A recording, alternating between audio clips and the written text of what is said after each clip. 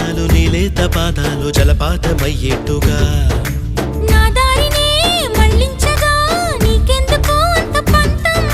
మంచేతిలో ఉంటే కదా ప్రేమించడం మానటం